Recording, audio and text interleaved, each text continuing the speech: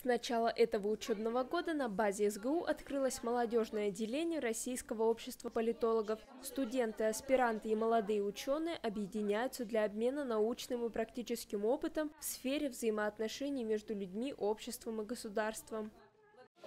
Я думаю, что прежде всего это практика, потому что нам ее не хватает, и наработка какого-то опыта. То есть мы обсуждаем вопросы, слушаем друг друга, подчеркиваем что-то, какие-то моменты акцентрируем внимание.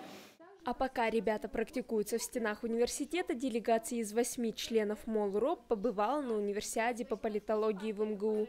Среди 250 молодых исследователей представительницы нашего университета взяли 2-е место и спецприз за оригинальность мышления. Писали олимпиаду, вопросы были довольно-таки легкие. Помимо этого была некая культурная программа, но неофициальная.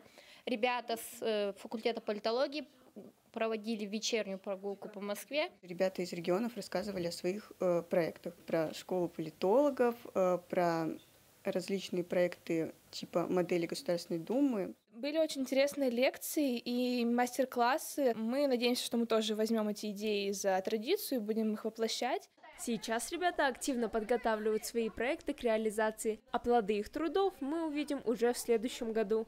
Ирина Рихтер, Руслан Бабкин, студенческое телевидение Сыктывкарского университета.